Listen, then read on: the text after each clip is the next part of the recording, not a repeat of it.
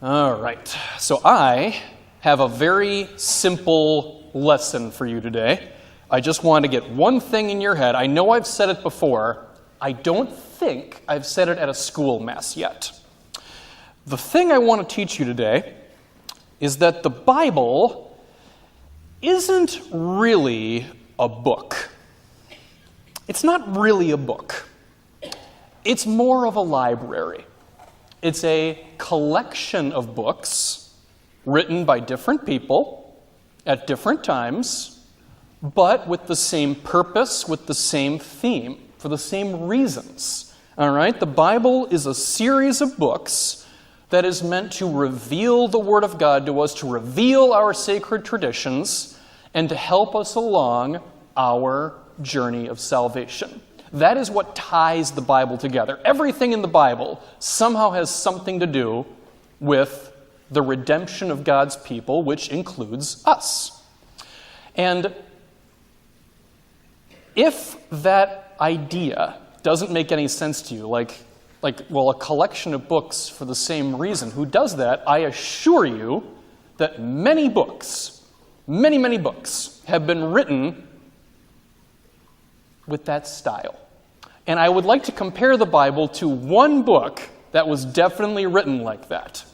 And that book is called Magic by St. Francis Cabrini's second grade. Now, for those of you that don't know what this is, second grade compiled a book. So every student wrote a short story on one page of the book and illustrated it, of course. And then it was all pressed into a book. And they dedicated it to me, which I thought was really sweet. So before I compare this, I just have one complaint, one disappointment. Second grade wrote a book called Magic, dedicated to me. Not one reference to Harry Potter. Come on, guys. That's just low-hanging fruit right there. Anyway, so I was reading this book, and I did read all of the stories, I promise. I can't reference every story. That would take way too long.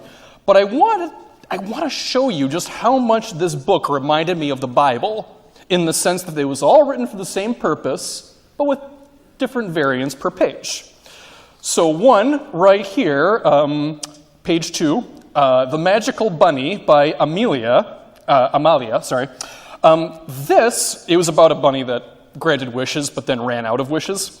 This actually very much reminded me of the book of Samuel, because King Saul, while he wasn't magic, King Saul definitely had a problem with having too many wishes, and he wanted too many things, and that really cost him in the end. He basically got too greedy.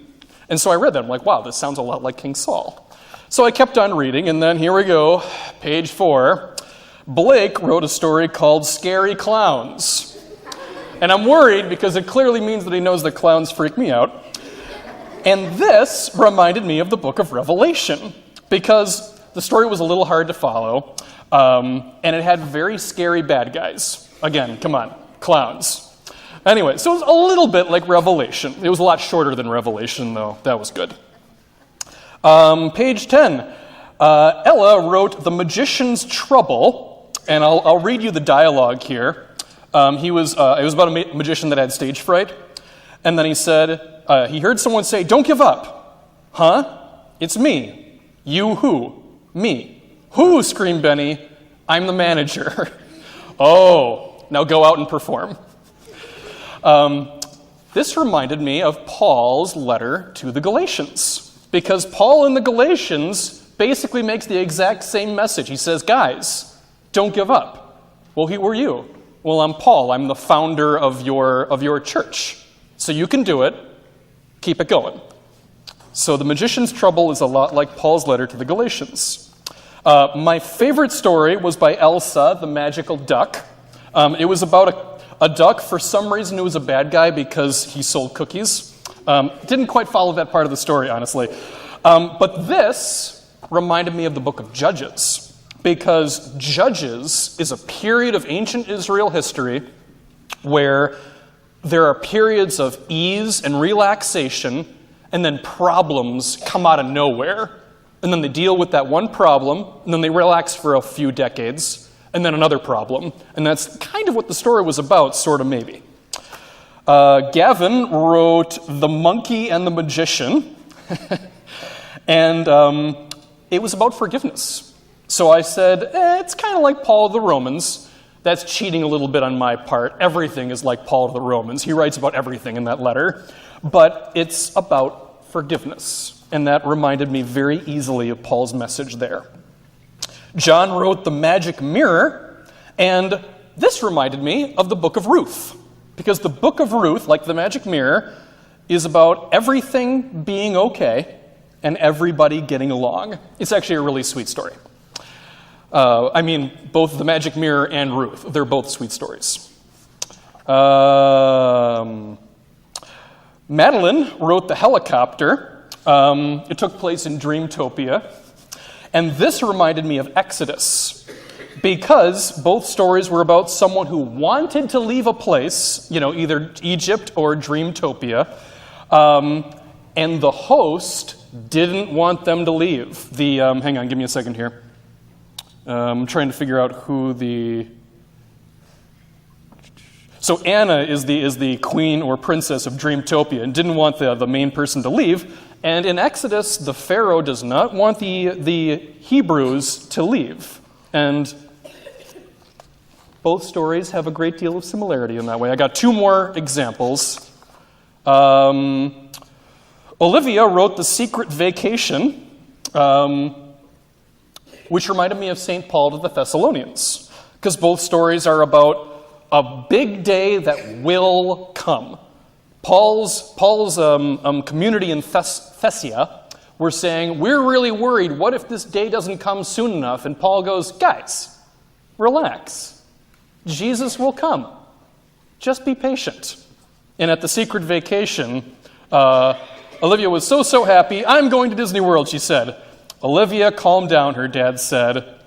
Then the big day came, and before they knew it, they were off. Disney, here we come. It's very similar to Thessalonians.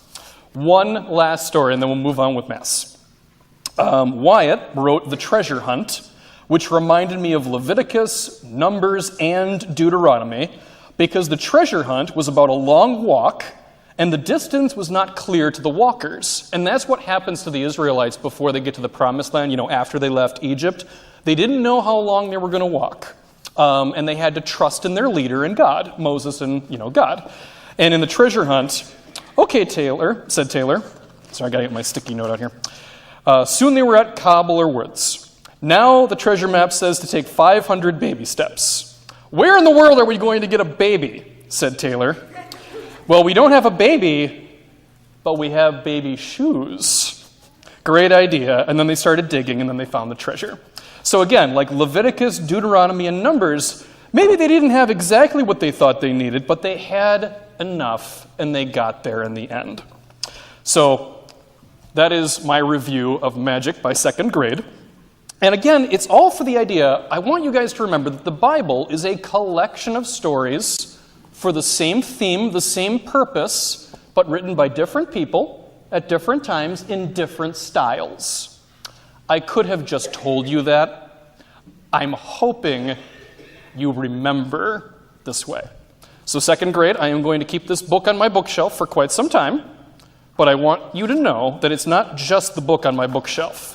It's all my little sticky notes, and in this book will always remind me that the Bible is a collection of different books by different people for one united purpose. So thank you very much, and remember to read the Bible in the right way. Each book is different, but for the same purpose, helping us along on the journey of salvation. And that's the same as the liturgy of the Eucharist at the altar.